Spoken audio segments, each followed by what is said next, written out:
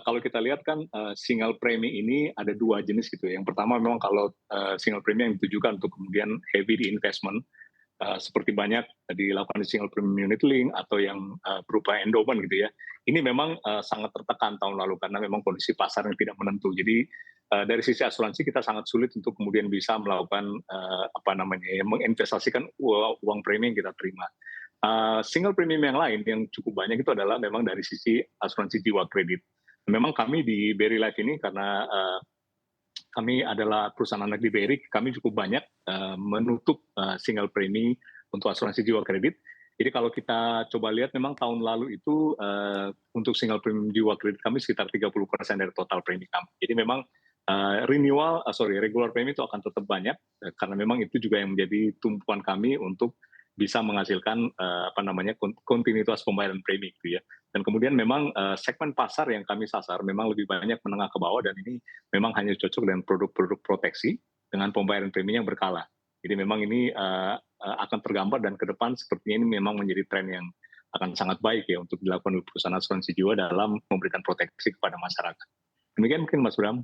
Oke, baik. Nah, ini juga masih mengulas Ya. terkait data yang juga dipublikasikan oleh AJI. Saya akan tanyakan ke Pak Bianto terlebih dahulu. Pak Bianto, ini selain kecenderungan pendapatan premi banyak dikontribusikan dari regular premi, AJI juga mengaku belakangan penetrasi perusahaan asuransi jiwa di segmen menengah ke bawah semakin meningkat, Pak Bianto. Bagaimana kondisinya di Allianz Life Indonesia dan bagaimana juga Bapak menilai trennya di sepanjang tahun 2023 ini? Iya, saya rasa yang menjadi laporan AAJ tersebut adalah satu berita yang bagus buat kita semua kan, karena kalau lapisan masyarakat menengah ke bawah lebih banyak dijangkau, itu artinya kesadaran mengenai asuransi meningkat kan, bukan hanya di kalangan masyarakat tertentu saja. Dan kami juga menyambut baik hal tersebut dan kami melihat itu sebagai satu opportunity. Kedepannya juga kami akan lebih serius lagi menggarap di setiap segmen, termasuk menengah ke bawah juga gitu. Jadi misi kami untuk mengasuransikan lebih banyak orang Indonesia bisa tercapai.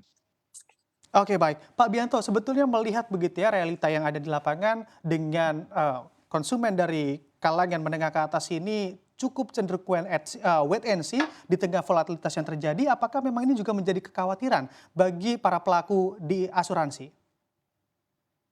Kalau saya melihatnya, asuransi itu pada dasarnya kan adalah memberi proteksi ya, walaupun ada beberapa produk yang ada unsur investasinya.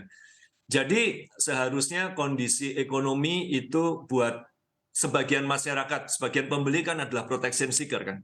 Itu seharusnya tidak memberikan dampak yang terlalu besar sih, kecuali mungkin dalam hal kemampuan pembayarannya berkurang itu akan memberikan dampak. Tetapi kalau kita lihat selama pandemi dan apalagi sekarang kan kemampuan beli masyarakat Indonesia udah cukup pulih ya. Jadi kami tidak melihat itu sebagai concern. Memang kalau kondisi ekonomi sedang relatif tidak baik, itu biasanya produk-produk single premium yang mengandung unsur investasi itu yang lebih banyak terpengaruh.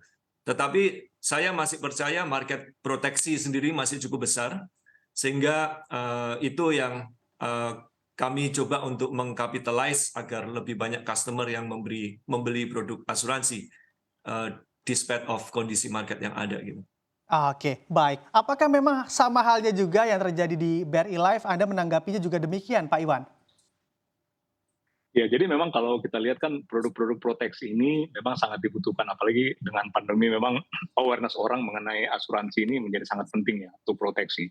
Jadi memang di BRI Life kami melihat bahwa kalau kita memang mempersiapkan produk sesuai kebutuhan nasabah, terutama dari sisi proteksi, maka ini sebenarnya bukan semacam kompetitor ya kepada produk-produk perbankan atau investasi lainnya. Jadi di BRI Life memang kami fokus untuk menyediakan ini.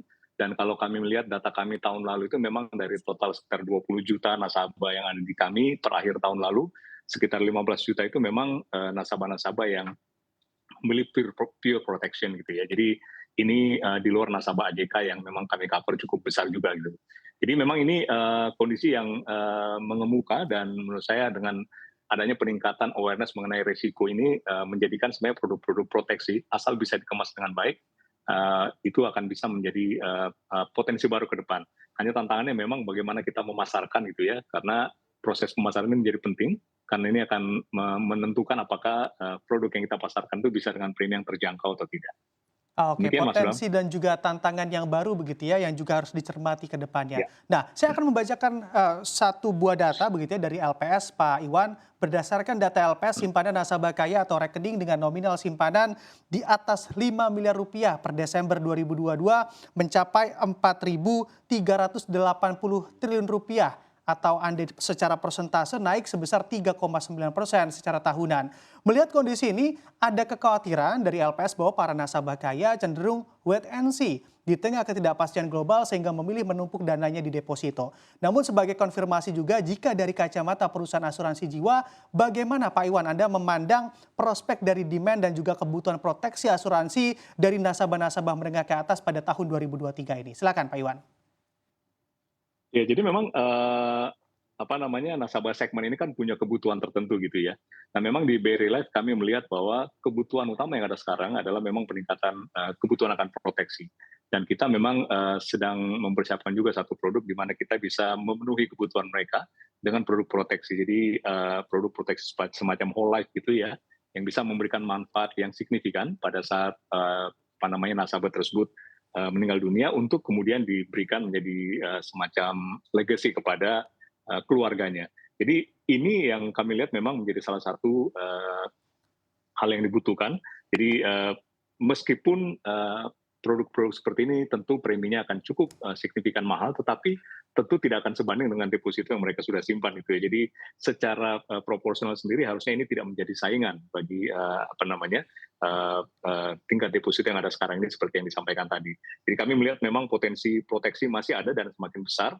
Dan kalau kita bisa mengemas dengan baik gitu ya proteksi yang bisa diberikan dengan pola-pola layanan yang baik, harusnya ini potensinya sangat besar ke depan.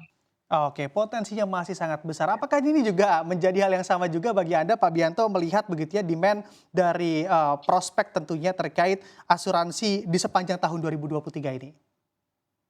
Iya, jadi kebetulan kan saya secara pribadi juga cukup lama di perbankan juga ya. Jadi saya melihat bahwa nasabah yang high end itu di samping membutuhkan proteksi, mereka kan juga banyak membutuhkan diversifikasi produk ya. Dan selama belakangan ini saya rasa di kalangan menengah ke atas literasi keuangan itu meningkat jauh lebih baik, pemahaman meningkat jauh lebih baik, sehingga kebutuhan diversifikasi itu ada juga di samping proteksi yang tadi saya sebutkan juga.